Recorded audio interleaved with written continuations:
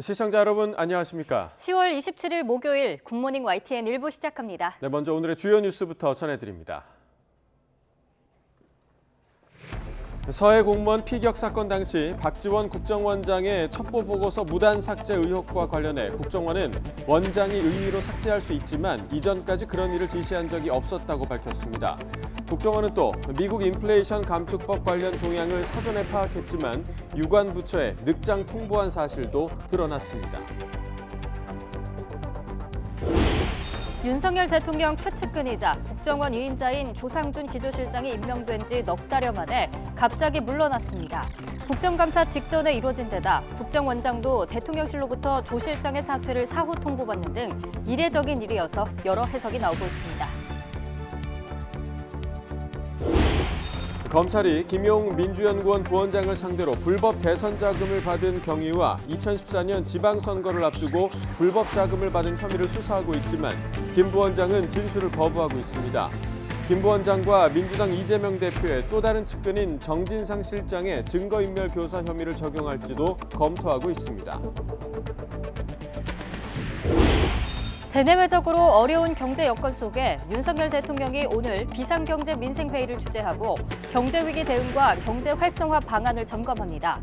회의는 1시간 반가량 이어질 예정으로 회의 전체가 생중계됩니다.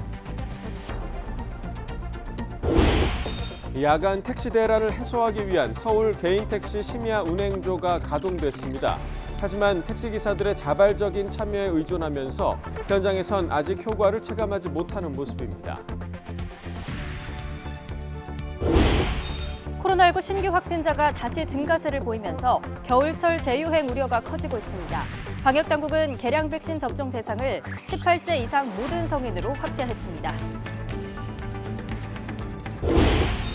정부가 범죄를 저질러도 처벌을 받지 않는 촉법소년의 나이 기준을 기존 만 14살 미만에서 13살로 낮추는 방안을 추진하기로 했습니다. 하지만 인권위가 반대 의견을 내놓는 등 반대 의견도 만만치 않아 법 개정까지는 진통이 예상됩니다. 러시아 핵무기 사용에 대비한 나토의 연례 핵 억지 연습에 대응해 러시아가 맞불 성격의 대규모 핵전쟁 훈련에 돌입했습니다. 푸틴 대통령이 참관한 가운데 대륙간 탄도미사일 등 각종 핵 전력을 총동원했습니다. 첫 소식입니다. 국가정보원이 박지원 전 원장 이전엔 첩보를 삭제하라는 지시가 없었다고 국정감사에서 답변했습니다. 미국의 인플레이션 감축법 IRA와 관련 동향을 국정원이 사전에 파악했지만 유관 부처에는 늑장 통보한 사실도 드러났습니다. 황보연 기자입니다. 지난 7월 국가정보원은 박지원 전 원장이 재작년 서해 공무원 피격 당시 첩보 관련 보고서 등을 삭제한 혐의가 있다고 보고 검찰에 고발했습니다. 이달 감사원의 서해 피격 사건 중간 감사 결과 발표에도 국정원이 자료 46건을 무단으로 지웠다는 내용이 포함됐습니다. 이에 대해 국정원은 메인 서버에선 보고서를 삭제할 수 없지만 첩보를 저장하거나 배포하는 서버에선 삭제가 가능하다고 국정감사에서 설명했습니다. 담당 국장은 국정원장이 첩보를 임의로 삭제할 수는 있지만 이전까지 원장에게서 그런 지시를 받은 적은 없다고 답했습니다. 박지원 원장의 지시 이전에 본인이 근무하는 동안 국정원장으로부터 직접적인 첩보 삭제 지시는 받은 적이 없다. 그리고 그런 사실이 없다고 이렇게 답변을 했습니다. 국정원은 고 이대준 씨가 북한군에 발견되기 전에 중국 어선에 탑승했는지는 확인하지 못했다고 밝혔습니다. 다만 이 씨가 중국의 간체자가 적힌 구명 조끼를 입고 있었다는 부분과 관련해 김기현 원장은 국내엔 그런 조끼가 없는 것으로 안다고 말했습니다. 또 국정원이 취합한 특별 취급 정보 SI 첩보에 월북이란 단어가 등장했다는 사실도 확인됐습니다. 국정원은 서해 공무원 피격 사건의 주요 정보들은 SI 첩보를 통해서 파악하고 있다라고 답변을 했고요. 월북이라는 단어가 들어가 있다라는 말씀도 하셨습니다.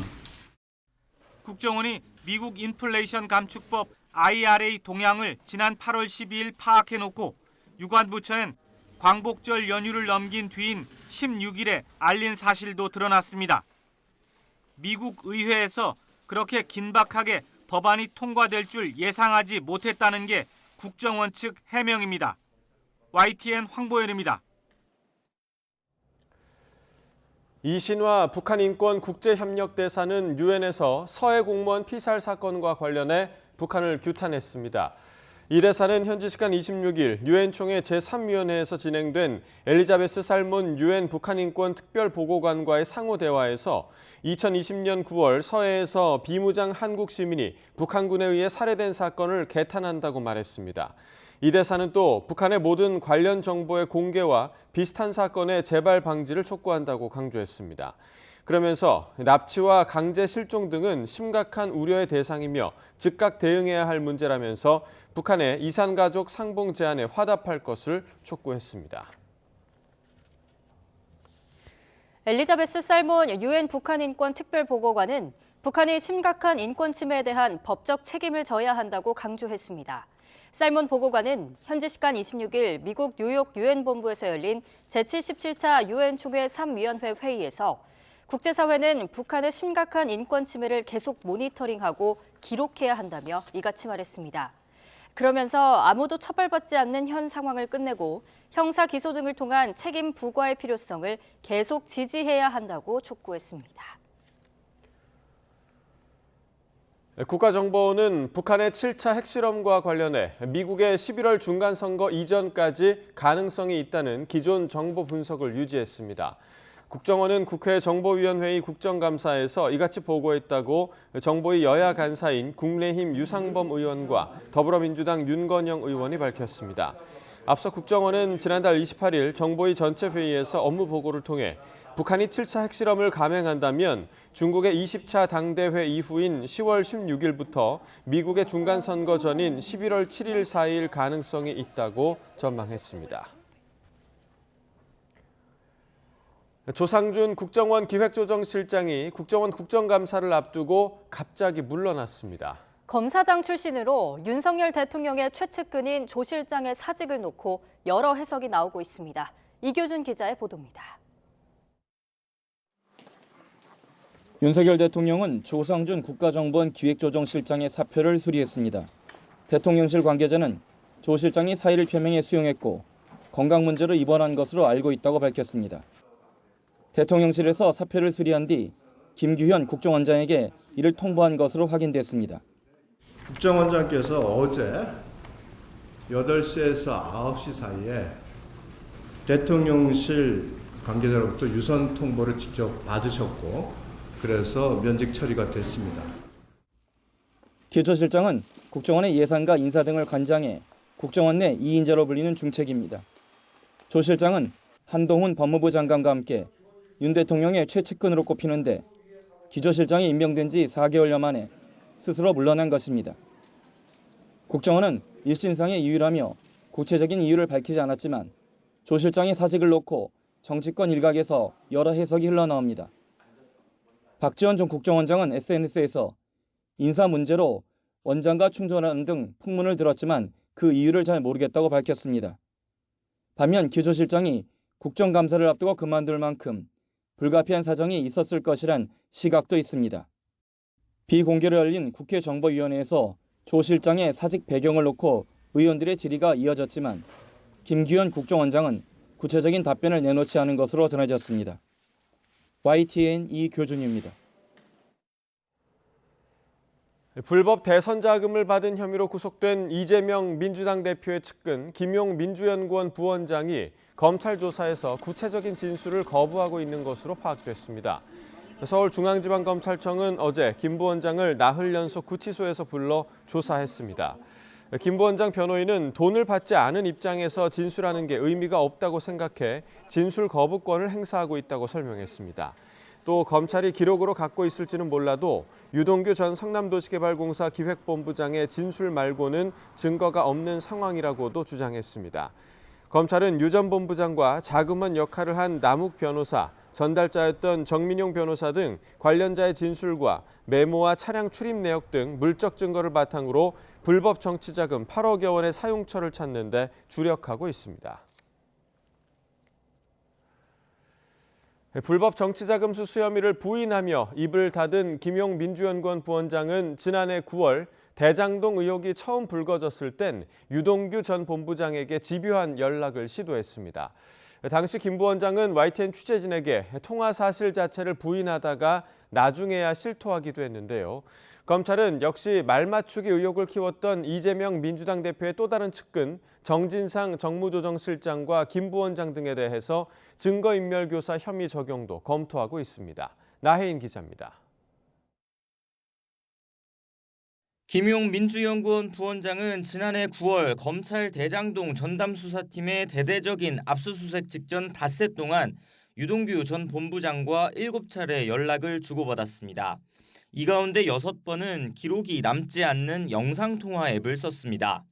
지난 1월 통화 사실이 알려지자 김 부원장은 당사자에게 사실관계를 확인하는 건 지극히 정상적인 일이라며 말맞추기 의혹을 일축했습니다. 영상통화 앱을 쓴 건 빌미가 될까 봐 그랬다고 했습니다.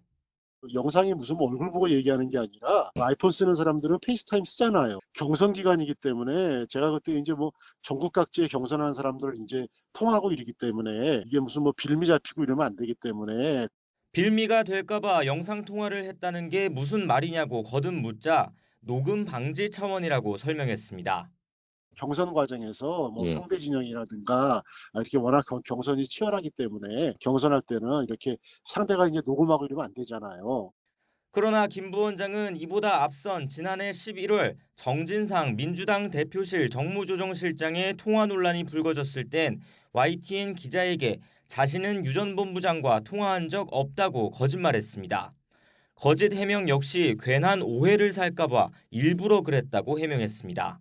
그렇게 언론에 장식하는데 저기 압수수색 관련해가지고 얘기한 것처럼 이 보도가 나가고 있는데 제가 그 전날에 이러이러하게 얘기를 했다 이렇게 말할 수는 또 없지 않습니까? 그게 무슨 뭐 압수수색하고 관련돼가지고 뭐를 갖다가 논의하고 이런 건 절대 아닌 거죠. 정진상 실장 역시 압수수색 전날과 당일 아침 유 전 본부장에게 10여 차례 연락을 시도했습니다. 영상통화 앱으로 8번, 텔레그램으로 3번 전화를 걸었는데 유 전 본부장이 받지 않자 안 좋은 마음 먹지 말고 통화하자는 메시지도 남긴 것으로 알려졌습니다. 유 전 본부장은 압수수색 당일 아침 8시쯤 집에서 영상통화 앱으로 정 실장과 통화한 뒤 수사관들이 들이닥치기 직전 휴대전화를 창밖으로 던졌습니다. 이후 소환 통보에 응하지 않다가 이틀 뒤 응급실에서 검찰에 체포됐습니다. 1년이 지나 불법 정치자금 의혹을 폭로한 유 전 본부장은 당시 정 실장과 김 부원장이 검찰 수사에 대비해 휴대전화를 버리고 병원에 입원하라고 지시했다고 주장하고 있습니다. 검찰은 진위를 확인해 이들에게 증거인멸 교사 같은 혐의를 추가 적용할 수 있을지 검토할 예정입니다. YTN 나혜인입니다. 윤석열 대통령은 민주당이 시정연설의 불참한 데 대해 헌정사의 관행으로 굳어진 것이 어제부로 무너졌다고 비판했습니다. 국민의 신뢰가 더 약해지는 것이 국회를 위해서도 과연 바람직한지 생각해봐야 한다고도 지적했는데요. 직접 들어보겠습니다. 노태우 대통령 시절부터 지금까지 약 30몇 년간 우리 헌정사의 하나의 관행으로 굳어져 온 것이 어제부로 무너졌기 때문에 아마 앞으로는 정치 상황에 따라서 이런 대통령 시정연설에 국회의원들이 불참하는 이런 일들이 종종 생기지 않겠나 싶고 그것은 결국 대통령뿐만이 아니라 그 국회의 국민의 신뢰가 더 약해지는 것이 아니냐. 국회를 위해서도 과연 그것이 바람직한 것인지에 대해서 생각해 볼 여지가 있습니다. 시정연설에서 야당과의 협치란 말이 한 번도 사용이 되지 않았잖아요. 근데 현 시점에서 대통령님이 생각하시는 협치란 무엇인지 궁금합니다. 어제 시정연설에서 뭐 야당이라는 말은 안 썼지만 국회의 협력이 필요하고 협조가 중요하다는 것을 계속 강조했습니다. 더불어민주당이 윤석열 정권 민생 파탄, 검찰 독재 규탄 대회를 열고 야당 탄압을 중단하라고 거듭 촉구했습니다.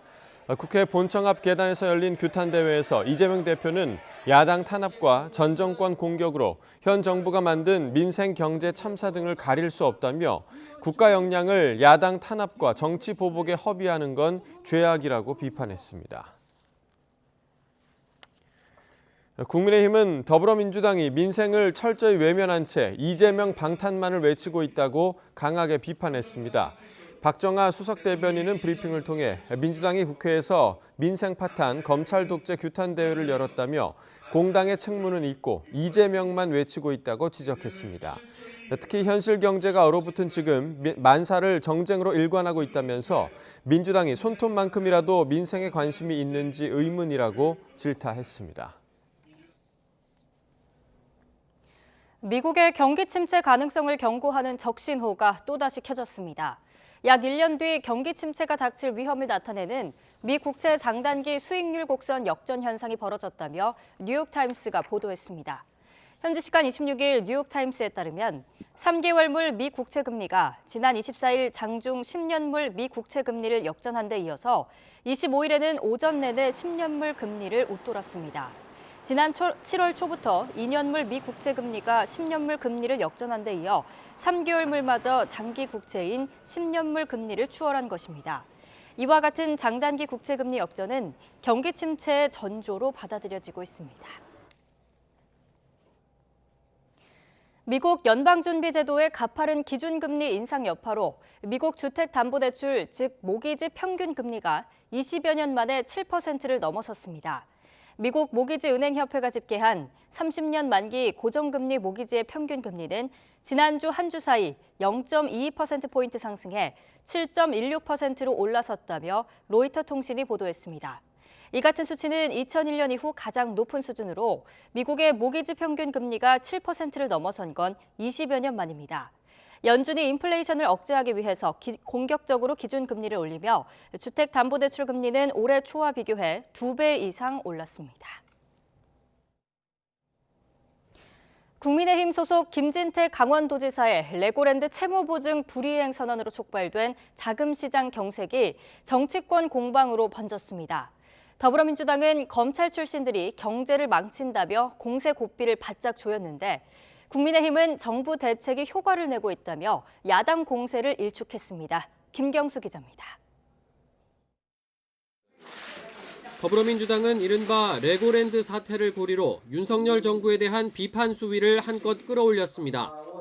국민의힘 소속인 김진태 강원도지사의 오판에 정부의 무대응이 겹치며 자금 시장에 혼란과 충격을 줬다고 맹폭했습니다.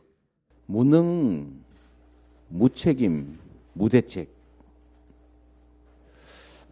정말 산무 정권의 이 본 모습을 적나라하게 드러낸 대표적 사례다는 생각이 듭니다. 김 지사 이름을 따 이번 상황을 진퇴양난으로 명명한 민주당은 김 지사 퇴진을 요구하며 금융위기 진상조사단도 꾸렸습니다. 당내 의원 연구 모임도 검찰 출신이 나라를 망치고 있다며 윤석열 대통령까지 싸잡아 비난했습니다. 경제의 문외한인 검사 출신 강원도지사, 경제에는 능력도 관심도 없는 검사 출신 대통령 조합이 국정운영 결과는 처참합니다. 반면 국민의힘은 레고랜드 사태가 최문순 전 강원지사가 벌인 사업의 채무에서 비롯됐다며 책임을 전임 도정에 돌렸습니다. 그 이전에 도지사가 해왔던 사업들이 문제가 있어서 그 연장선상에서 어떤 발언을 한 것을 두고 지금 갑자기 감사원 감사까지 운운하는 것은 너무 성급하다고. 또 50조 원 긴급 투입 등 정부 선제 대응책이 시장에서 효과를 발휘하고 있다고 차단막을 쳤습니다.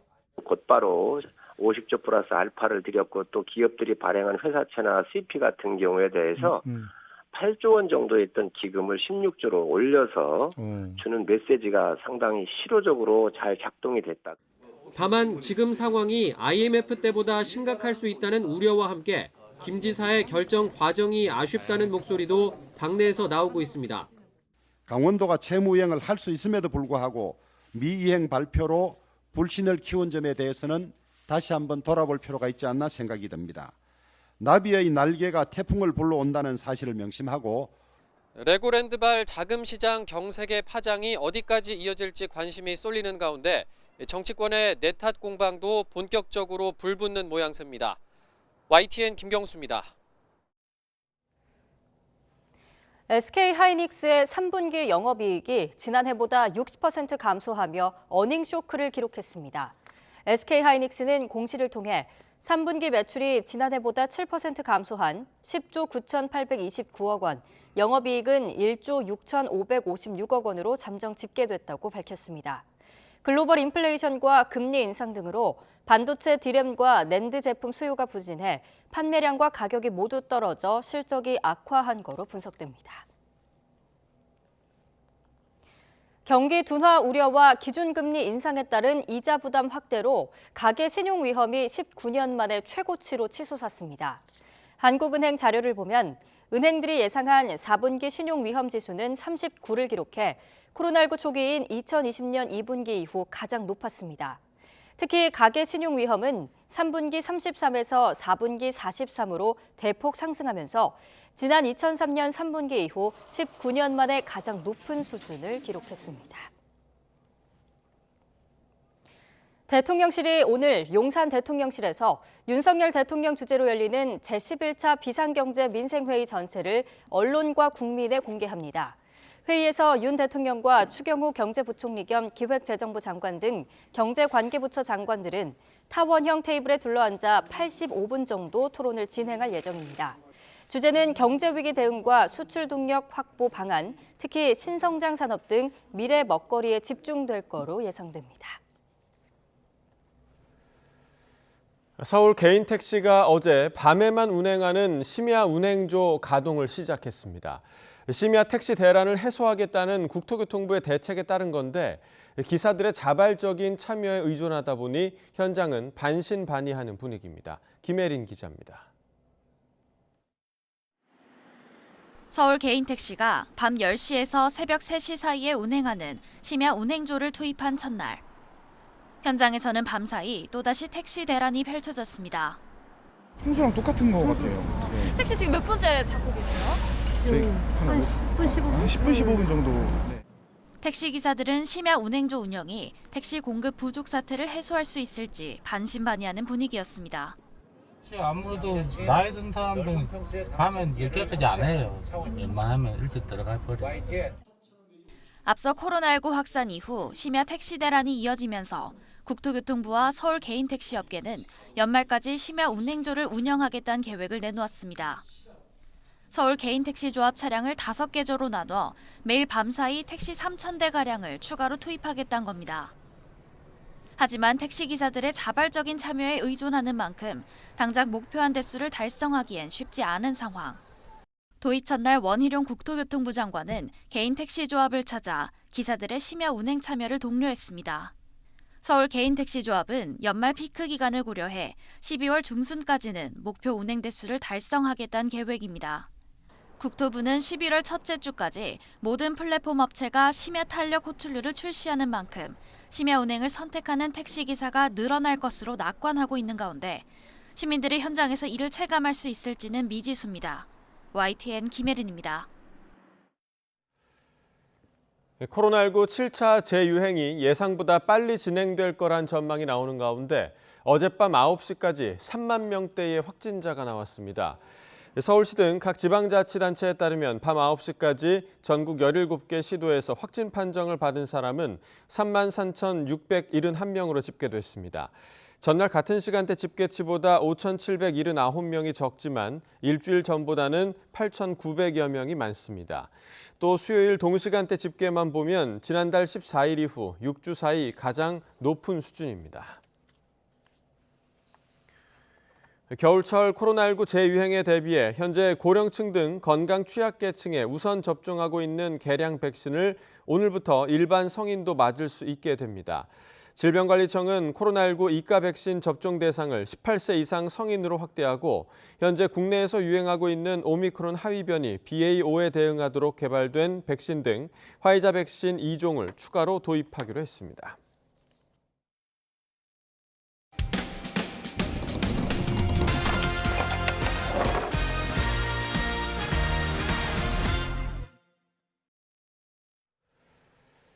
대학병원에서 1년 넘게 신경통 진단을 받고 지속적인 치료를 받던 70대 환자가 말기 암이라는 뜻밖의 진단을 받고 결국 숨을 거두었습니다.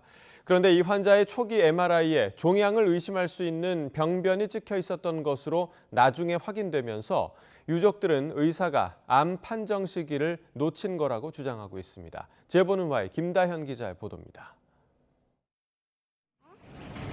엄마 잘하고 와.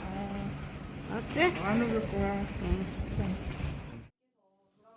밝고 따뜻한 미소로 집안의 든든한 버팀목 역할을 했던 황모 씨의 어머니. 어머니 밑에서 우애 좋게 자란 3남매는 아직도 그녀의 부재를 받아들이기 어렵습니다. 끝까지 살고 싶어 하셨거든요.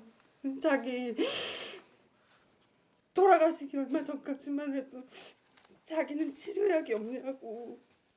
3년 전 어머니는 뺨 쪽이 아파 경기도에 있는 한 대학병원 신경과를 찾았고 3차 신경통 진단을 받았습니다.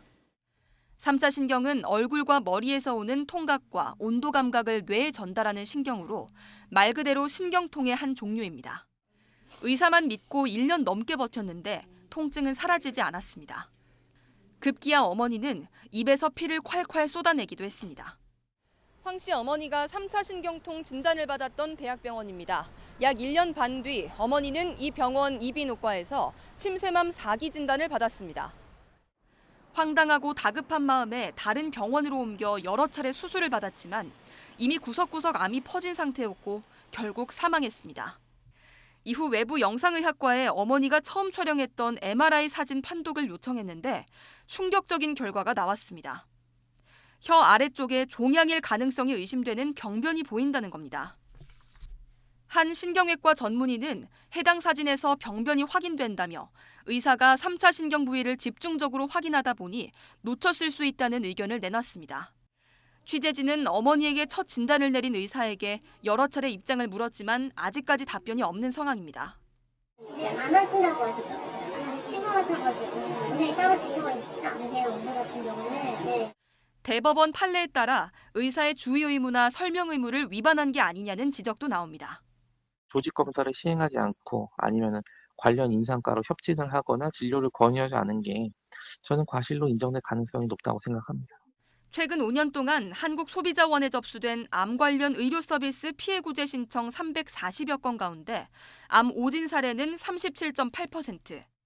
이 가운데 암인데 암이 아닌 것으로 진단한 경우가 무려 87%를 차지합니다.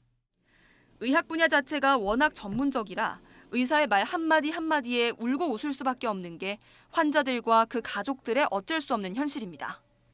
자기 부모가 아파가지고 했는데도 이렇게 1년 반 넘게 진통제만 줬을까요? 저는 그거 진짜 묻고 싶어요. 이 여자 선생님한테. YTN 김다연입니다. 경기 광명시에 있는 아파트에서 부인과 10대 아들 2명 등 일가족 3명이 숨진 채 발견된 사건과 관련해 경찰이 40대 남편을 긴급 체포했습니다. 경기 광명경찰서는 어제 살해 혐의로 40대 남성 A씨를 긴급 체포해 조사하고 있습니다. A씨는 그젯밤 경기 광명시 소화동 아파트에서 흉기로 자신의 아내와 10대 중학생, 초등학생 아들 2명 등 3명을 숨지게 한 혐의를 받습니다. 경찰은 어젯밤 11시쯤 외출 후 집에 돌아오니 아이가 죽어 있다는 A씨의 신고를 접수한 뒤 자택에서 숨져 있는 가족을 발견했고 오늘 오전 자택과 떨어진 곳에서 A씨가 사용한 것으로 보이는 흉기를 발견했습니다. A씨는 경찰 조사에서 자신의 혐의를 인정한 것으로 확인됐습니다. 범죄를 저질러도 처벌 대신 보호 처분을 받는 촉법 소년의 나이 상한을 만 14살에서 13살로 1살 낮추는 방안이 추진됩니다. 중학교 1학년부터 형사처벌의 대상이 되는 건데 법무부는 소년 범죄를 예방할 수 있는 종합대책도 함께 마련하겠다고 밝혔습니다. 손여정 기자의 보도입니다.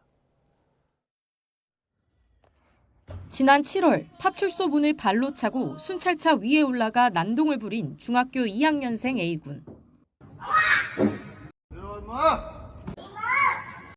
알고 보니 A군은 절도 등 범죄 10여 건도 저질러 수사를 받아온 것으로 드러났지만 만 13살 촉법 소년이라 형사처벌은 피해갔습니다.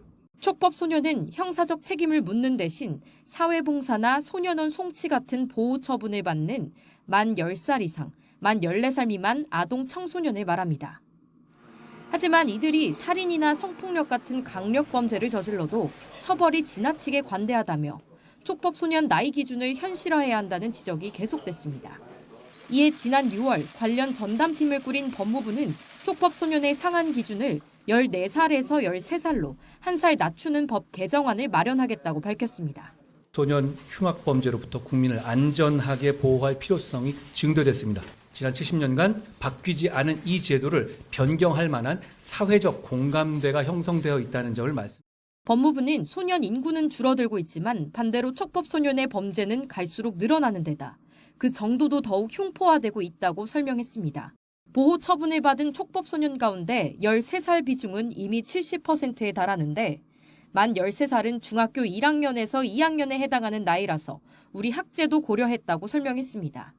다만 취학, 취업 등 불이익 최소화를 위해 13살에 범한 범죄에 대해서는 전과조의 제한을 검토하기로 했습니다. 법무부는 처벌뿐 아니라 교화와 범죄 예방 대책도 강조했습니다. 수도권의 학과 교육이 중심이 된 소년 전담 교정시설을 운영하고 보호관찰 전담 인력을 늘리는 동시에 소년 범죄 피해자 보호 방안도 마련하기로 했습니다. 하지만 여전히 반대 목소리도 만만치 않습니다. 국가인권위원회는 어린 소년범에게 부정적인 낙인이 찍힐 수 있고 재범 방지 대안으로 바람직하지 않다는 의견을 법무부에 냈습니다. 법무부는 연령 하향 외엔 나머지 종합대책의 인권위의 개선 권고안이 잘 반영돼 있다며 앞으로 전문가와 국민의 의견을 충분히 수렴해 후속 조치를 신속히 진행하겠다고 밝혔습니다. YTN 손유정입니다.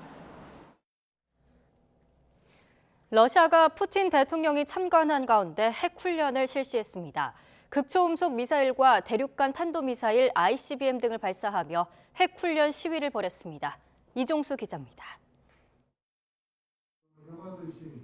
푸틴 대통령이 모니터로 핵훈련을 지켜보고 있습니다. 핵훈련은 군사지휘 통제기관 전투요원 준비태세와 함께 전략 핵무기 점검을 위해 실시했습니다. Товарищ Верховный Главнокомандующий, в соответствии с планом подготовки вооруженных сил Российской Федерации, под вашим руководством проводится тренировка по управлению вооруженными силами Российской Федерации. 러시아 국방부는 이스칸데르 전술탄도 순항 미사일, 지르콘 극초음속 미사일, 야르스 대륙간 탄도 미사일 등의 발사 장면 영상을 공개했습니다. 크렘린궁은 모든 미사일이 목표에 도달했다고 밝혔습니다. 미그 31 전투기, 카렐리아 잠수함 등도 미사일 장면에 함께 등장했습니다. 러시아가 핵훈련을 한 것은 우크라이나 침공 직전인 지난 2월 19일 이후 8개월여 만입니다. 러시아는 이처럼 핵훈련을 하면서 우크라이나에 핵물질을 조합한 폭탄, 더티밤 사용 가능성을 연일 주장하고 있습니다. Шаги России будут быть энергичные. Мы обладаем информацией, которая свидетельствует о существующей угрозе. 북대서양 조약기구 나토는 러시아가 명백한 거짓 주장을 하고 있다며 일축했습니다. Russia now falsely claims Ukraine is preparing to use a radiological dirty bomb on its own territory. 러시아가 이러한 일축에도 아랑곳 않고 우크라이나의 더티밤 사용 가능성을 되풀이 주장하는 노림수는 자국의 전술핵 무기에 쏠린 국제사회 시선을 돌리고 서방의 우크라이나에 대한 무기 지원을 막기 위한 것이라고 영국 가디언은 분석했습니다. YTN 이종수입니다. 중국 당대회 나흘 만에 싱하이밍 주한 중국 대사가 북한의 도발에 대한 입장을 밝혔습니다. 중국도 북한의 도발에 묵인하지 않는다고 밝힌 뒤 타이완 문제에 대해서는 독립이나 외부 세력의 개입을 인정하지 못한다고 강조했는데요. 조수연 기자가 보도합니다. 중국 당대회 폐막 나흘 만에 관훈 토론회에 참석한 싱하이밍 주한 중국 대사. 먼저 한반도 정세와 관련해 대립적으로 가는 것을 원치 않는다고 밝혔습니다. 중국이 유엔 안보리 대북 제재에 소극적이라는 지적에는 북한의 도발에 묵인한 적이 없다고 주장했습니다. 공개적으로 대화할 때도 중국은 계속 비핵화, 평화, 대화 통해서 문제를 해결하라. 우리 문제 묵인했습니까? 그것을 어느 나라하고 이야기할 때도 마찬가지고 유엔 안보리에서도 그렇게 이야기했습니다. 묵인하지 않습니다.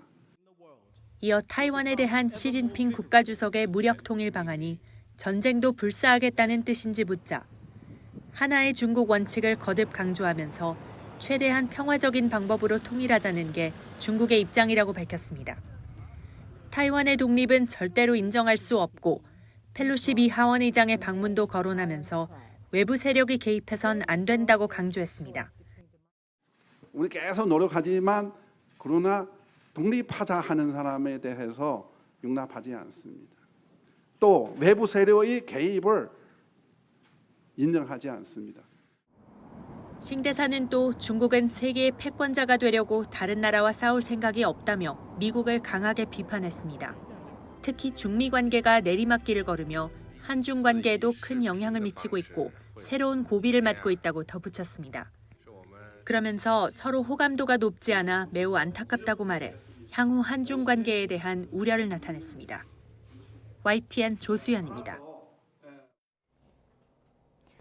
토니 블링컨 미 국무장관은 중국이 시진핑 주석 3기 체제를 맞아 무력 사용을 포함해 타이완에 더 많은 압박을 가하기로 했다며 단호하게 맞서겠다는 입장을 밝혔습니다. 블링컨 장관은 블룸버그 뉴스 행사에서 중국이 타이완에 대한 현상 유지를 더는 받아들일 수 없는 거로 판단하고 있다며 이같이 말했습니다. 그러면서 미국은 중국과 냉전 상태에 있지 않지만 미국의 이익을 위해 단호하게 맞서겠다는 점도 분명히 했습니다. 블링컨 장관은 북한에 대해서도 동맹국과 더욱 긴밀히 협력해 대북 압박을 가하겠다고 밝혔습니다. 장병 6천여 명과 독도함, 마리논까지 투입된 해병대 합동 상륙 훈련이 실시됐습니다. 해병대 상륙 훈련이 언론에 공개된 건 4년 만인데요.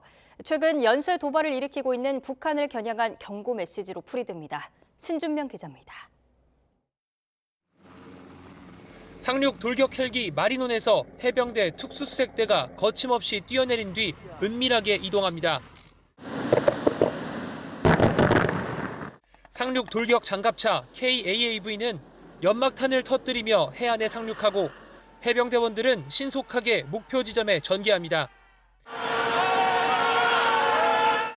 헬기가 착륙하지 못하는 산악 지형엔 해병대 유격대원들이 패스트로프로 투입되고 수백 미터 상공에선 공수부대가 낙하산을 타고 적진 깊숙이 침투합니다. 해병대가 경북 포항에서 해상 공중 상륙 돌격 훈련을 실시했습니다.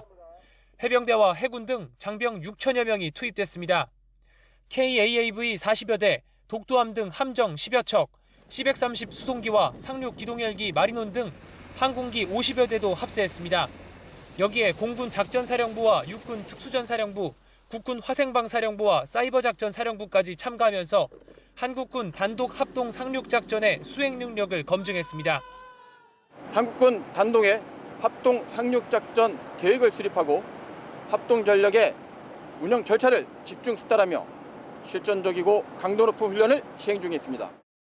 대규모 상륙 훈련이 공개된 건 지난 2018년 이후 4년 만입니다. 호국 훈련의 일환인 합동 상륙 훈련을 매년 실시해왔지만 군 당국은 그간 남북 관계를 고려해 공개하지 않았습니다. 하지만 이번에 훈련을 공개하면서 최근 연쇄 도발을 벌이고 있는 북한에 대해 강력한 경고 메시지를 보낸 것으로 보입니다.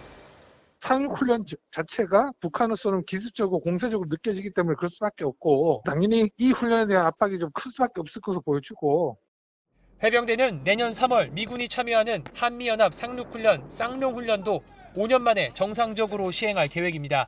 YTN 신준명입니다. 플레이오프에서 1승씩을 나누어 가진 LG와 키움이 오늘 고척에서 시리즈의 분수령이 될 3차전 경기를 갖습니다. 키움이 안우진을, LG가 김윤식을 선발로 예고했는데 진짜 승부는 이들이 물러난 뒤 불펜 대결이 될 가능성이 높습니다. 보도에 김상익 기자입니다. 이용규와 김태진 등 고참과 어린 선수들이 집중력으로 2차전 승리를 합작해낸 키움은 자신감을 갖고 안방에서 3차전을 준비합니다. 20대 초반 젊은 국내파 투수가 맞붙는 3차전 선발 무게감도 LG에 앞서 있습니다. 준 플레이오프 MVP인 파이어볼로 안우진은 올 시즌 LG전에서 1점대 평균 자책점을 기록하고 있어 믿음직스럽습니다. 최소한 1승 1패로 고척을 가자고 이렇게 경기 계획을 잡았었는데 계획대로 지금 1승 1패를 했기 때문에 고척에서 좋은 승부 예상하고 있습니다. LG도 2차전에서 믿었던 선발 플로커가 2회를 못 넘기고 무너져 일격을 당했지만 6대0에서 7대6까지 쫓아간 뒷심은 고무적이었습니다. 3차전에서도 키움 선발 안우진이 물러난 그 뒤를 노리고 있습니다. 투수진을 많이 지금 소모하고 있고 오늘도 마찬가지로 선발 뒤에 나오는 투수들이 좀 어려움을 겪었기 때문에 그 다음에도 그런 부분들을 잘 대비하면 될 것 같습니다. 객관적인 전력과 체력 비축에서 앞서는 LG냐, 준 플레이오프를 거치면서 실전 적응력을 키운 키움이냐. 역대 5전 3선승제로 치러진 플레이오프에서 1승 1패는 모두 14번 있었는데 3차전 승리팀이 한국 시리즈에 진출한 경우는 의외로 딱 절반인 7차례뿐이었습니다. YTN 김사익입니다. 오늘도 내륙은 맑고 온화한 날씨가 이어지면서 늦가을의 정취를 만끽하기 좋겠습니다. 현재 서울 기온은 9.1도로 어제 같은 시각보다 조금 높게 출발하고 있고요. 낮 동안에는 따스한 가을볕이 내리쬐면서 기온이 19도까지 오르는 등 예년 기온을 2도가량 웃돌겠습니다. 다만 아침과 낮과 밤의 일교차가 10도 이상 크게 벌어질 것으로 보이니까요. 입고 벗을 수 있는 외투로 체온 조절 잘해주시기 바랍니다. 오늘도 내륙지방은 쾌청한 하늘이 함께하겠습니다. 다만 동풍이 부는 동해안 지역은 흐린 가운데 오늘 늦은 오후부터 토요일 낮까지 오락가락 비가 이어지겠는데요. 예상되는 비의 양은 강원 영동에 최고 40mm, 경북 동해안에도 5에서 20mm가 되겠습니다. 현재 기온 살펴보겠습니다. 현재 서울 기온 9.1도, 대전은 7.4도를 나타내고 있습니다. 낮 동안에는 예년 기온을 1에서 2도가량 웃돌면서 온화하겠습니다. 오늘 낮 기온 서울 19도, 대전 20도, 광주와 대구는 21도가 예상됩니다. 당분간 내륙은 뚜렷한 비 소식 없이 맑고 온화한 날씨가 이어지겠고요. 일교차가 10도 안팎으로 크게 벌어지겠습니다. 환절기 건강관리에 각별히 유의해 주시기 바랍니다. 지금까지 날씨 정보였습니다. 검찰이 김용 민주연구원 부원장을 상대로 불법 대선 자금을 받은 경위와 2014년 지방선거를 앞두고 불법 자금을 받은 혐의를 수사하고 있지만 김 부원장은 진술을 거부하고 있습니다. 김 부원장과 민주당 이재명 대표의 또 다른 측근인 정진상 실장의 증거인멸 교사 혐의를 적용할지도 검토하고 있습니다. 서해 공무원 피격 사건 당시 박지원 국정원장의 첩보 보고서 무단 삭제 의혹과 관련해 국정원은 원장이 임의로 삭제할 수 있지만 이전까지 그런 일을 지시한 적이 없었다고 밝혔습니다. 국정원은 또 미국 인플레이션 감축법 관련 동향을 사전에 파악했지만 유관 부처에 늑장 통보한 사실도 드러났습니다.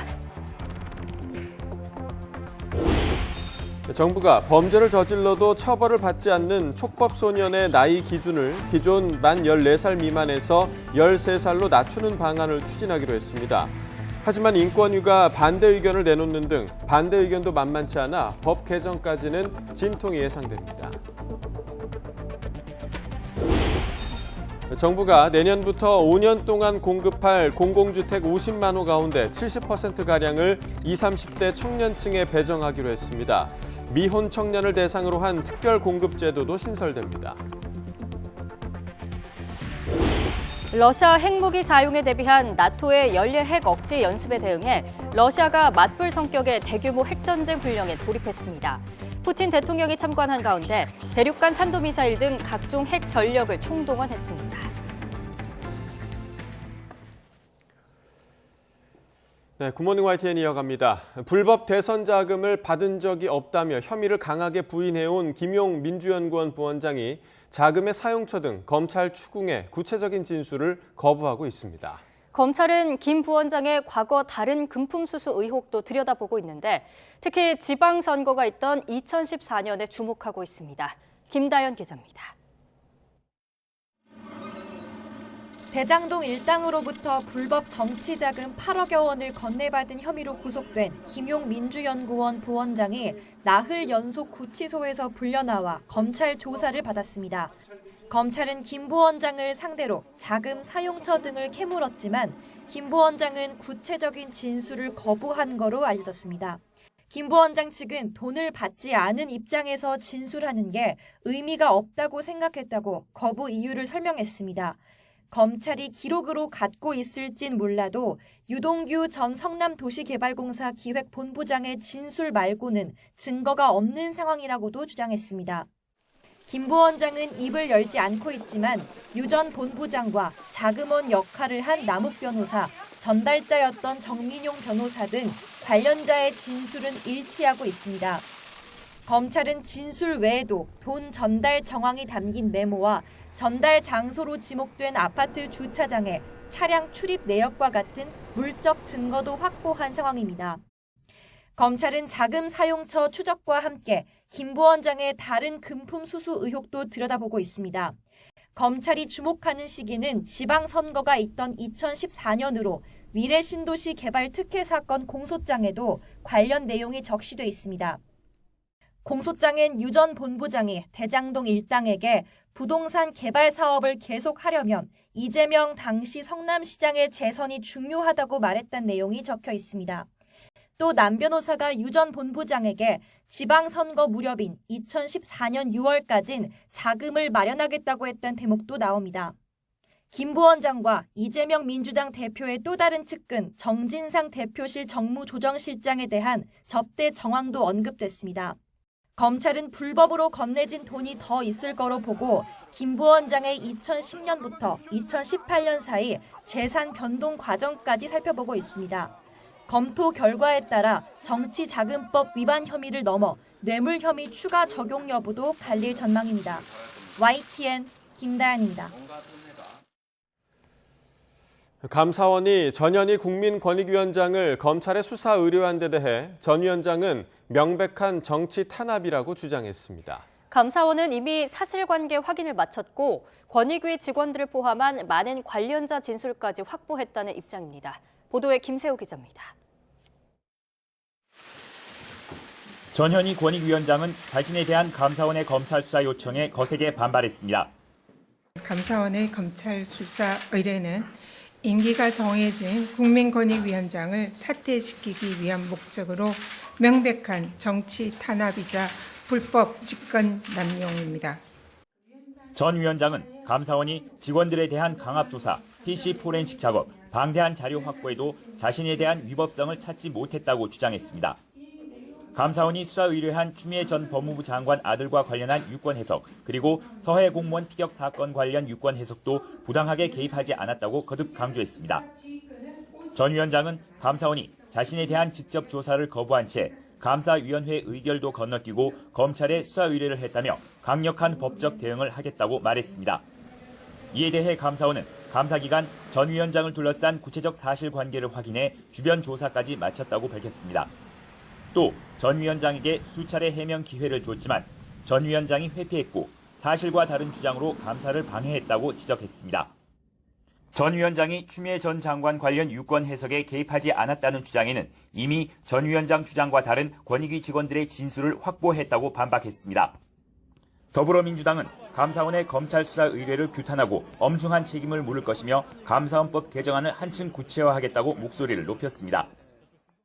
이 정도면 이제 예를 들어 좀 발의해도 되겠다 싶으면 그러면 발의 시점과 발의 그 방식을 이제 논의하는 단계로 넘어갈 겁니다. 반면 국민의힘은 전 위원장이 정치 탄압을 주장하는 민주당과 똑같다며 비난했습니다. 전현희 위원장은 표적감사 정치 탄압을 운운하고 있는데 이재명 대표 수사에 대해 더불어민주당이 보인 반응과 완전히 복사판입니다. 전현희 권익위원장에 대한 수사 의뢰를 둘러싼 파문이 정치권까지 확산하면서 여야 대립은 한층 더 격해질 전망입니다. YTN 김세호입니다. 서해 공무원 피격 사건 당시 박지원 전 원장이 첩보 관련 보고서 등을 무단 삭제했다는 의혹과 관련해 국가정보원은 국정원장이 의미로 삭제할 수는 있지만 이전까지 원장이 그런 일을 지시한 바는 없었다고 밝혔습니다. 국회 정보위원회 더불어민주당 간사 윤건영 의원은 국정원 국정감사가 끝난 뒤 브리핑에서 국정원 서버 가운데 메인 서버에는 보고서 삭제가 불가능하지만 첩보를 저장하거나 배포하는 서버에선 자료 삭제가 가능하다고 들었다며 이같이 전했습니다. 국민의힘 간사인 유상범 의원은 이와 관련해 담당 국장은 박 전 원장의 지시 이전에 본인이 근무하는 동안 원장으로부터 직접적인 첩보 삭제 지시는 받은 적이 없다고 답했다고 말했습니다. 국가정보원이 미국의 인플레이션 감축법 IRA 처리 동향을 파악해놓고 관련 부처에는 뒤늦게 전파한 거로 드러났습니다. 국정원은 국회 정보위원회의 국정감사에서 IRA와 관련해 사전 동향은 지난 8월 12일 미리 파악하고 분석했다고 답했다며 정보위 여당 간사인 국민의힘 유상범 의원이 밝혔습니다. 그러나 이후 광복절 연휴가 있어서 관련 부처엔 16일에 배포했다며 유 의원은 설명했습니다. 유 의원은 국정원도 미국 상원에서 그렇게 긴박하게 법안이 통과할 것을 예상하지 못한 상황이었다고 전했습니다. 김규현 국가정보원장은 조상준 국정원 기획조정실장이 사의를 표명한 사실을 그젯밤 대통령실 담당 비서관으로부터 유선으로 통보받은 거로 드러났습니다. 또 이 과정에서 조 실장이 김 원장에게 직접 전화해 사의를 표명하지는 않은 거로 확인됐습니다. 국회 정보위원회 여야 간사인 유상범 국민의힘 의원은 조 실장의 사의 배경에 대해 일신상의 사유로만 파악될 뿐 구체적인 면직 이유는 국정원도 현재 파악하지 못하고 있다는 답변을 들었다며 전했습니다. 윤석열 대통령은 시정연설에 더불어민주당이 불참한 데에 대해 헌정사에 30여 년 넘게 이어진 관행이 무너졌다는 말로 비판했습니다. 민주당 이재명 대표의 특검 요구에는 답하지 않았는데 사실상 거부한 것으로 풀이됩니다. 박소정 기자입니다. 국회 시정연설 이튿날 출근길, 윤석열 대통령은 예산안의 의미를 거듭 설명했습니다. 건전 재정 기조로 금융 안정을 꾀해야 한다는 정부의 확고한 정책 방향을 국내 시장에 알림으로써 국제 신인도를 확고하게. 야당을 향해선 법정 시한 안에 예산안 심사를 마쳐 집행할 수 있도록 협조해달라고 거듭 요청했습니다. 더불어민주당의 불참으로 이른바 반쪽 시정연설이 된 데 대해선 30여 년 헌정사의 관행이 무너졌다고 비판했습니다. 하나의 관행으로 굳어져 온 것이 어제부로 무너졌기 때문에 대통령 시정연설에 국회의원들이 불참하는 이런 일들이 종종 생기지 않겠나 싶고. 그러면서 대통령뿐 아니라 국회에 대한 국민 신뢰가 더 약해진다며 국회를 위해서도 바람직한지 생각할 여지가 있다고 꼬집었습니다. 시정연설에서 협치라는 단어가 없었던 이유는 이같이 답했습니다. 시정연설에서 야당이라는 말은 안 썼지만 국회의 협력이 필요하고 협조가 중요하다는 것을 계속 강조했습니다. 민주당 이재명 대표가 요구한 대장동 특검에 대한 입장을 묻자 윤 대통령은 이미 많은 분이 입장을 냈다면서 즉답하지 않은 채 등을 돌려 집무실로 향했습니다. 앞서 국민의힘 주호영 원내대표와 정진석 비상대책위원장은 특검 요구가 검찰 수사 시간 끌기이자 물타기라고 강하게 비난하며 거부한 바 있습니다. 윤 대통령은 즉답하지 않았지만 이런 여당 지도부의 발언을 지칭하면서 사실상 특검 요구를 다시 한번 일축한 것으로 해석됩니다. YTN 박소정입니다. 대통령 시정연설에 불참한 더불어민주당은 야권을 향한 수사가 검찰 독재라고 규탄하며 대여 공세에 당력을 집중했습니다. 국민의힘은 민주당이 민생을 무시하고 이재명 대표 한 명을 위한 방탄 정쟁에 몰입하고 있다며 맞받았습니다. 조성호 기자입니다. 민주당 의원들과 지역위원장, 당직자 등이 국회 본청 앞 계단을 빼곡히 메웠습니다. 정치 검찰을 앞세운 공안 통치로 야당 탄압과 전 정부 공격에 국력을 소진하고 있다며 윤석열 정부를 한 목소리로 규탄했습니다. 민세 파탄과 국가적 위기를 외면하고 국가 역량을 야당 탄압과 정치 보복에 허비하는 것은 죄악입니다. 예산안 시정연설에 앞서 검찰 압수수색과 비속어 논란 사과 요구를 일축한 윤석열 대통령을 향해서도 후안무치 대통령이다 맹비난했습니다. 스스로 야당을 욕했는데 그 말마저 스스로 부정하면서 야당과의 협치를 거듭한 상황이고 국민들은 자기 한 말마저 부정하니까 그 신뢰감은 더 땅바닥에 떨어지지 않겠어요? 국민의힘은 시정연설 불참을 비판하면서 민주당과 이재명 대표를 겨냥한 공세를 이어갔습니다. 사법 리스크에 직면한 당대표를 보호하기 위해 민생을 내팽개치고 국민을 무시하는 거라고 질타했습니다. 지금 벌어진 이 사건들은 민주당의 사건이 아닙니다. 이재명 개인의 사건이죠. 다수 의석이라는 입법권을 자신의 범죄 은폐 수단으로 삼는 것. 규탄대회 역시 공당의 책무를 망각한 국민 눈속이 많은 방탄 정쟁이라고 깎아내렸습니다. 만사를 정쟁으로 일관하는 어긋난 정치 사용법으로 민생을 외면한 채 이재명 방탄만을 외치고 있습니다. 정부 예산안을 둘러싼 신경전도 가열되고 있습니다. 서민에게 필요한 예산을 삭감한 비정한 예산이라는 야당과 재정 건전성 확보가 우선이라는 여당의 양보 없는 줄다리기가 이어지고 있습니다. 어쩌면 이렇게 청년 예산, 어르신 예산, 서민 예산, 소상공인 예산을 쪽집게처럼 발라냈는지 참 비정한 정권입니다. 자금 시장이 경색이 되어 있고 전 세계가 허리띠를 졸라매고 있거든요. 그렇지 않으면 인플레이션을 잡을 수가 없어요. 건전 재정을 하겠다라는 것이 저는 가장 큰 의미로 보여지고요.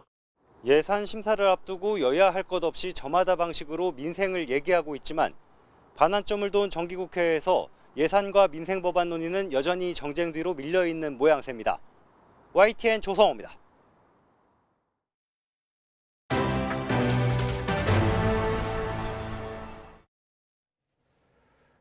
서울 개인택시조합이 어제부터 밤 10시에서 새벽 3시 사이에 운행하는 심야 운행조 가동을 시작했습니다. 조합은 소속 차량을 5개 조로 나누어 매일 밤 택시 3,000대가량을 심야 운행조에 추가로 투입한다는 계획입니다. 조합은 또 12월 중순까지 운행 대수를 점차 늘려 연말까지 심야 운행조를 운영할 방침입니다. 원희룡 국토부 장관은 어젯밤 서울 송파구 서울개인택시조합 사무실을 찾아 심야 운행조 편성 운영 계획을 점검하고 택시기사들을 격려했습니다.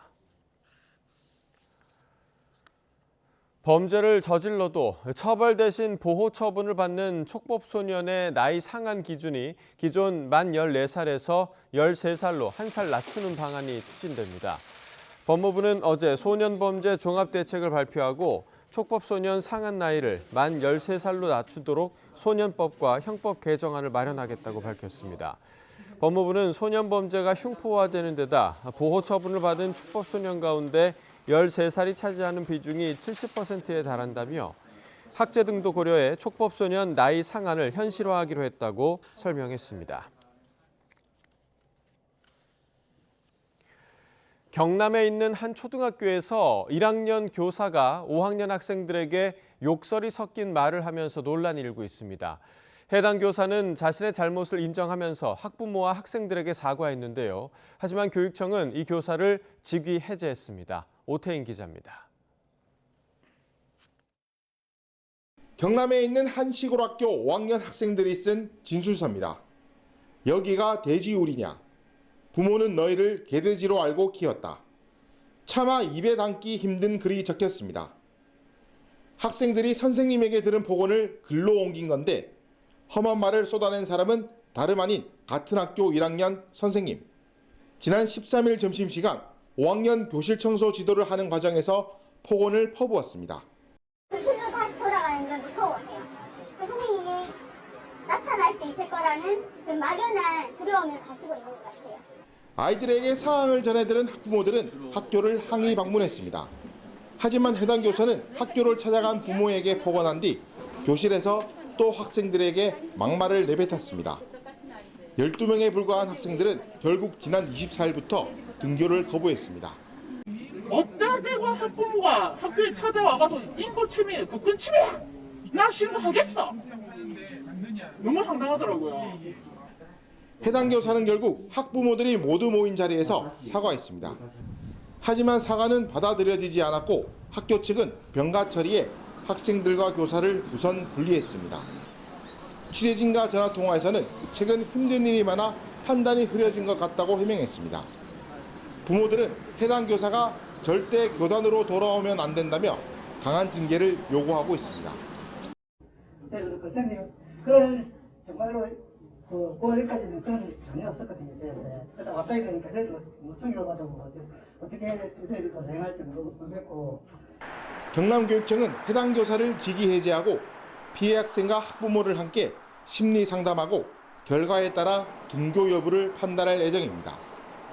또 경찰과 지자체는 학교 쪽에서 아동학대 의심 신고를 한 만큼 피해 사실을 확인한 뒤 교사에 대한 조사를 벌일 예정입니다. YTN 오태인입니다. 상가 70여 곳이 불탄 대구 농수산물 도매시장 화재 사건의 원인을 밝힐 수사가 시작됐습니다. 경찰이 발화 지점으로 추정되는 곳에 CCTV 화면을 입수했는데 처음 불길이 목격된 후 불과 1분이 안 돼 상가가 불길에 휩싸인 것으로 나타났습니다. 이윤재 기자가 보도합니다. 대구 농수산물 도매시장 공판장을 비추는 화면. 통로 한쪽에서 불꽃이 일더니 금세 천장에서 불똥이 떨어집니다. 불과 30초 만에 주변이 환해질 만큼 번졌고 1분도 채 지나지 않아 연기에 휩싸입니다. 시장을 집어삼킨 화재가 시작된 거로 추정되는 순간입니다. 화마에 휩쓸린 시장은 천장이 무너졌고 호박과 오이는 그을린 채 놔진 겁니다. 상가 70곳 정도가 잿더미가 된 도매시장의 화재 원인을 밝힐 수사가 시작됐습니다. CCTV 확보해서 분석 중에 있습니다. 내부에서의 어떤 실화 가능성 또는 단순한 전기 안전 감전이나 이런 부분까지 다각도로 지금 가능성을 열어두고 수사를 하고 있습니다. 폭발음이 들렸다, 바닥 공사를 했다는 등 목격자 진술을 토대로 한 탐문도 이뤄졌습니다. 또 지난 9월 이루어진 안전점검 이후 시설 개선 명령이 이행됐는지도 조사 대상입니다. 공사 작업을 하고 있었다 하는 것은 저희도 인지하고 있습니다. 그래서 그게 지금 합동 감식이라든지 저희가 또 독자적으로 하는 조사 안에 그 부분까지도 할 예정이고요. 코로나 유행 전에는 한 해 거래 규모가 1조 원에 달하는 대규모 도매시장이 피해를 보면서 상인들 걱정도 이만저만이 아닙니다. 컴퓨터 저장되는 거 하고 뭐 장부하고 다 답고 하나도 없는데 앞으로 뭐 해야 될지 모르겠어요. 대구시는 상인 피해를 줄이고 농산물 유통에도 문제가 없도록 대책 마련에 나섰습니다. 피해 상인들이 빠른 경영 안정을 위하여 경영 자금을 지원하고 또 필요시에는 긴급 생계 지원도 적극 검토하기로 하였으며 대구 농수산물 도매시장은 좁은 공간과 노후화된 시설 문제로 이전을 검토해온 상황. 대구시는 우선 시장 기능을 되찾을 수 있도록 복구한 뒤에 이전과 연계한 대책을 마련할 예정입니다. YTN 이윤재입니다. 미리 보는 오늘입니다. 대통령실이 제11차 비상경제 민생회의 전체를 언론과 국민에 공개합니다. 회의에서는 윤 대통령과 추경호 경제부총리 겸 기획재정부 장관 등 경제관계부처 장관들이 85분 정도 토론을 진행할 예정인데요. 주제는 경제위기 대응과 신성장 산업 등에 집중될 것으로 예상됩니다. 오늘 지난 정부 안보라인 고위 인사들이 한자리에 모여서 입장을 밝힐 예정입니다. 더불어민주당 정치탄압대책위는 오늘 오전 11시 국회에서 서해 공무원 피격 사건과 탈북어민 북송 사건과 관련한 기자회견을 연다고 공지했습니다. 이 자리에는 노영민 전 대통령 비서실장과 서훈, 박지원 전 국정원장 등이 대거 참석합니다. 오늘부터 18세 이상 성인을 대상으로 코로나19 동절기 추가 접종 사전 예약이 시작됩니다.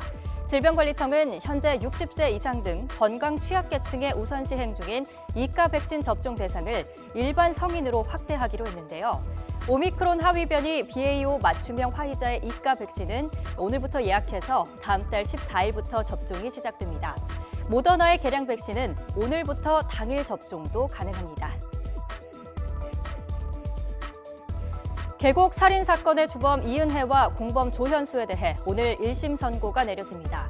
인천지방법원은 오늘 오후 2시 살인과 살인 미수 등의 혐의로 기소된 이은혜와 조현수의 선고 공판을 진행합니다. 이들은 16차례에 걸쳐 열린 공판 과정에서 혐의를 지속적으로 부인했습니다.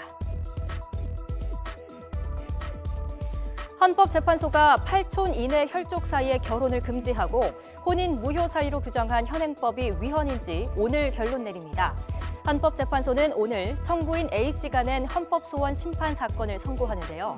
앞서 진행된 공개 변론에서 A씨 측은 현행법이 혼인의 자유를 제한한다며 미국과 일본 등은 4촌 이상 반개 혈족 사이 혼인을 허용하고 있다며 강조했습니다.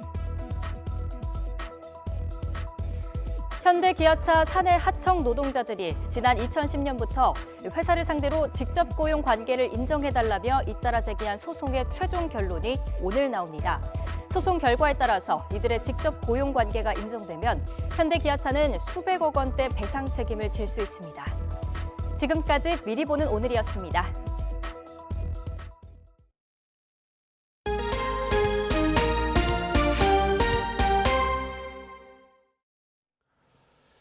내년부터 5년 동안 청년과 무주택 서민을 위해 공공분양 50만 호가 공급됩니다. 특히 이 중 34만 호를 19세에서 39세 청년층에 배정하고 미혼 청년을 대상으로 한 특별 공급도 신설합니다. 청년층을 위한 주거 정책이 임대에서 분양 위주로 바뀌는 겁니다. 이동우 기자가 보도합니다. 정부가 청년과 무주택 서민을 위해 내년부터 2027년까지 공공분양 주택 50만 호를 공급하기로 했습니다. 지난 4년 동안 공급한 14만 7천 호의 3배가 넘는 물량입니다. 소득과 자산 여건 등에 맞게 분양도 3가지 모델을 선택할 수 있도록 했습니다. 우선 나눔형 25만 호는 시세의 70% 이하로 분양하며 의무 거주기간 5년 이후 공공에 환매할 경우 시세 차익의 70%가 분양받은 사람에게 돌아가도록 했습니다. 또 할인된 분양가의 최대 80%, 5억 원 환도로 40년 장기 저리로 지원합니다. 선택형 10만 호는 6년간 저렴한 임대료로 거주한 뒤 분양 여부를 판단하는 모델입니다. 분양 시에는 입주 시 추정 분양가와 분양 시 감정가의 평균 가격으로 받을 수 있으며 역시 분양가의 최대 80%, 5억 원까지 40년 장기 저리로 지원합니다. 기존의 공공분양 유형인 일반형 15만 호는 시세의 80% 수준으로 분양하며 분양가의 최대 70%, 4억 원까지 30년 만기 저리로 대출해 줍니다. 그동안의 청년 주거 정책은 임대주택 위주였으나 이번 대책은 청년들이 내 집을 분양받을 수 있도록 지원함으로써 청년들의 주거 안정은 물론 자산 축적의 기회를 제공하고자 합니다. 정부는 내년에 7만 6천 호를 공급하며 이 가운데 서울 도심 등 우수 입지에 11,000호를 사전청약을 통해 조기에 공급할 계획입니다. 민영주택 청약 제도도 세대별 수요에 맞춰 개편됩니다.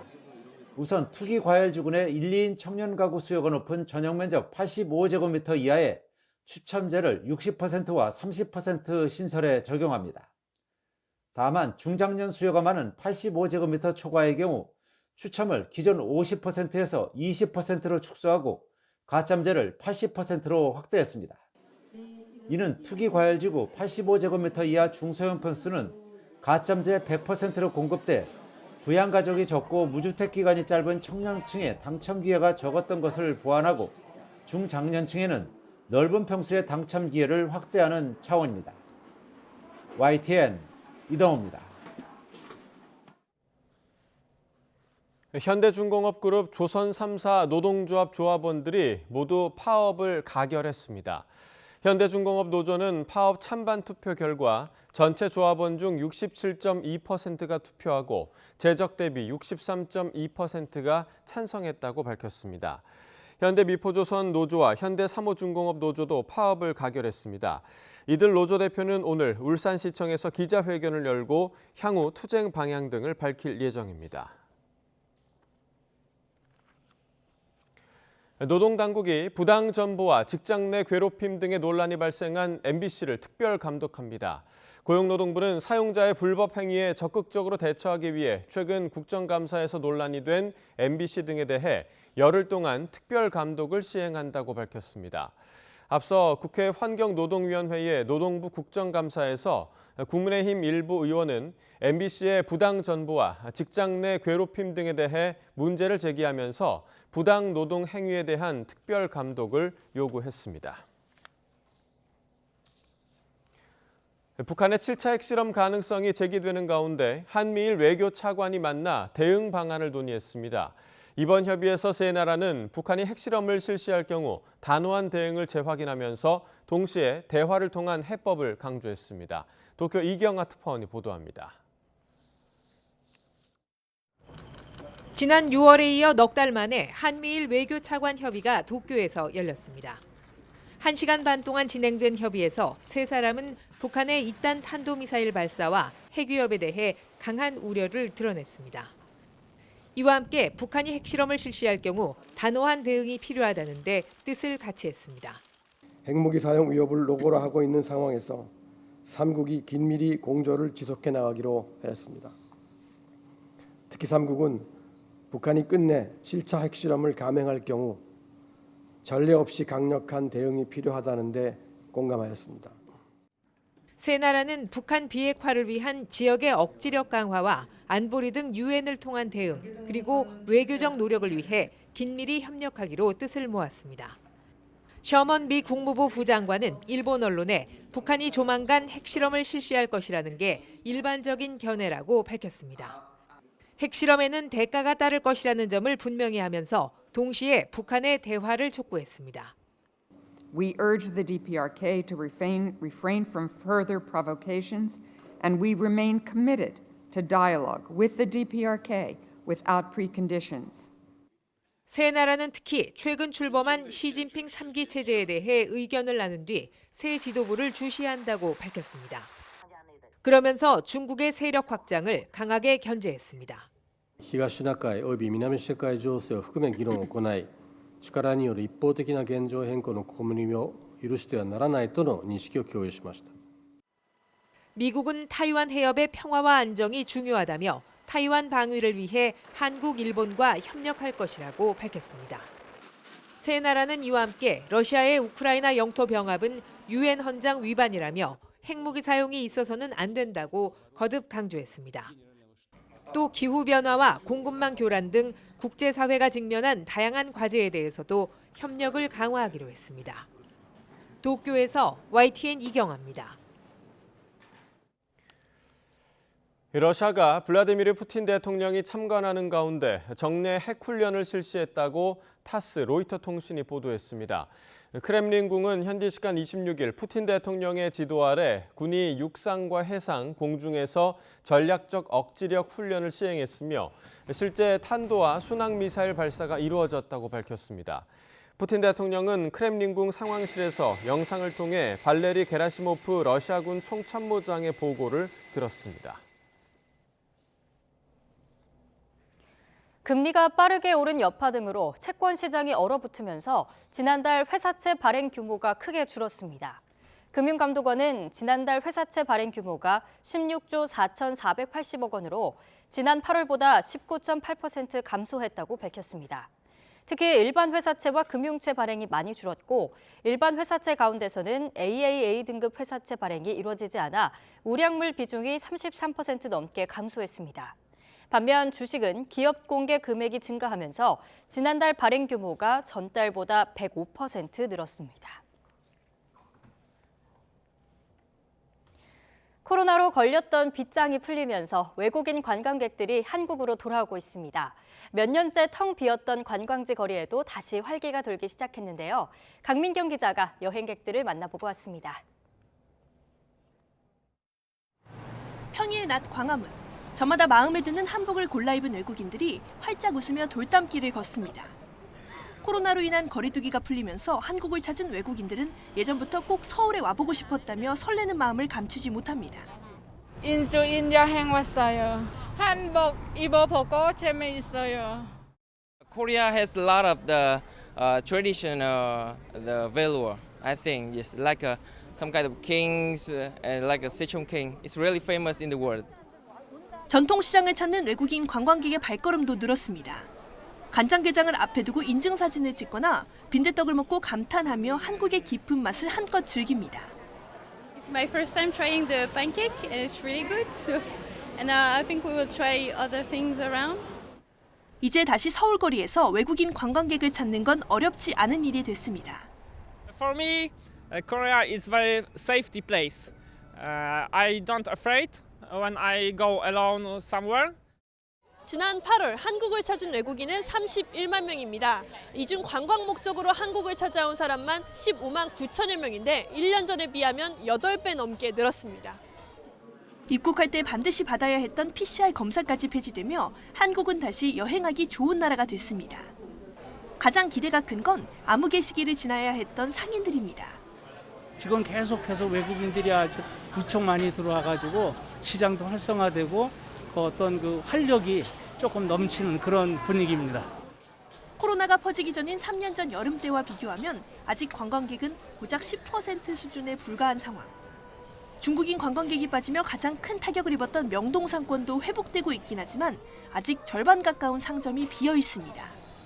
늘었는데 공산품은 잘 안 되고 그나마 이렇게 먹는 장사가 조금 돼. 완전한 회복까진 아직 갈 길이 먼니다. 그러나 외국인 관광객을 찾기 힘들었던 장기 침체에서 벗어나서 다시 대목을 준비하는 상인들의 모습은 점차 활기를 되찾고 있습니다. YTN 강민경입니다. 부산 해운대에 있는 초고층 건물에서 소방관들이 체력을 겨루는 계단 오르기 대회가 열렸습니다. 참가자 670명 모두 완주에 성공하면서 든든한 안전 지킴이 인증도 받았습니다. 차상은 기자입니다. 출발 신호와 함께 초고층 건물로 뛰어들어가는 소방관. 목적지인 꼭대기는 101층, 무려 411m 높이입니다. 해운대 LCT에서 열린 소방관 계단 오르기 대회에 전국 각지의 소방관들이 모였습니다. 화재 현장과 마찬가지로 두터운 방화복을 입고 공기통 등 각종 장비도 모두 착용했습니다. 숨이 턱 밑까지 차오르지만 멈출 수 없는 이유는 분명합니다. 앞으로 있을 현장에서 어떤 사람이든 100층이 있든 200층이 있든 사람을 구하는 게 저희 임무이기 때문에 어떤 상황이든 올라가야겠다고 마음먹었습니다. 여성 소방관도 예외는 아닙니다. 포기하고 싶을 때도 있지만 동료들을 생각하며 결승점을 통과했고 저는 구급대원이거든요. 근데 진압대원들은 많이 오르잖아요. 화재 현장 때. 그래서 그 마음을 가지고 했는데 50층이 딱 고비였어요. 정년 퇴직이 얼마 남지 않은 베테랑 소방관도 후배들 못지않은 체력을 뽐냈습니다.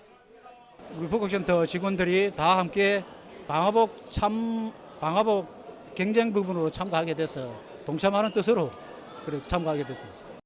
대회가 열린 초고층 건물처럼 사다리차가 진입할 수 없는 곳에서 불이 나면 소방관들은 이번같이 1층부터 현장까지 빠르게 올라가야 합니다.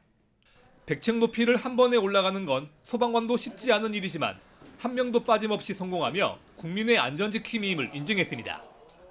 전국에 670명의 소방관이 부산에 이 행사를 참여하러 왔는데 이제 삶의 곳곳에 이런 멋진 소방관들이 있다고 생각해 주시고 안전하게 생활하셨으면 좋겠습니다. YTN 차상은입니다. 어제 저녁 제주 하늘에서 관찰된 빛기둥 수십 개는 어선의 집어등 빛이 구름에 반사된 거로 밝혀졌습니다. 저녁 6시 반쯤부터 제주 곳곳에서 하늘에 빛기둥이 떠 있다며 소방과 기상청 등의 문의 전화가 이어졌습니다. 기상청은 이에 대해 어선의 밝은 집어등 빛이 5에서 6km의 높이의 상층문에 반사돼 빛기둥 현상이 발생한 거로 보인다고 설명했습니다. 우리나라에서 가장 오래된 목조 불상인 해인사의 이른바 쌍둥이 불상이 보물에서 국보로 승격됐습니다.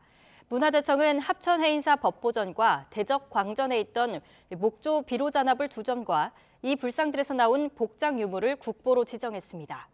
9세기 통일신라 시대 유물인 두 불상과 복장 유물은 2012년 보물로 지정됐고 지금은 대비로전에 함께 안치돼 있습니다.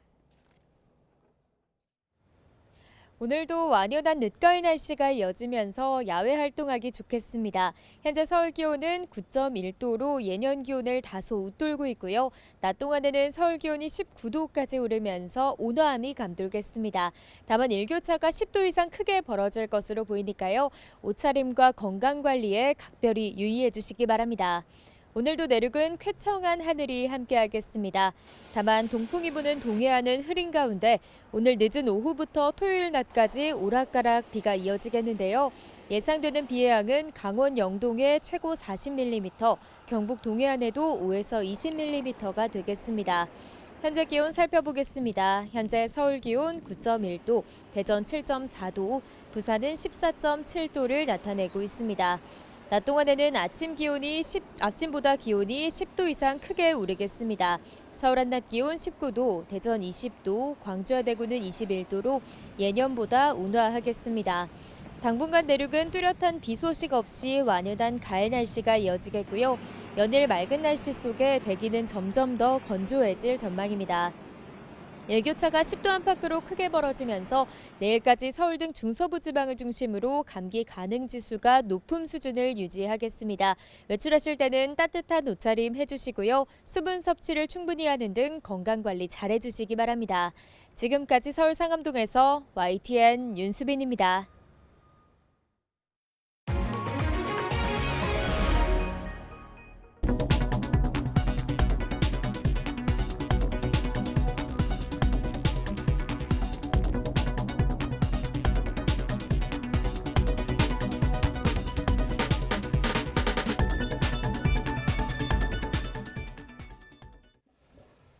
네, 이상으로 굿모닝 YTN 1부를 마칩니다. 잠시 후 2부가 이어집니다. 시청해주신 여러분 고맙습니다.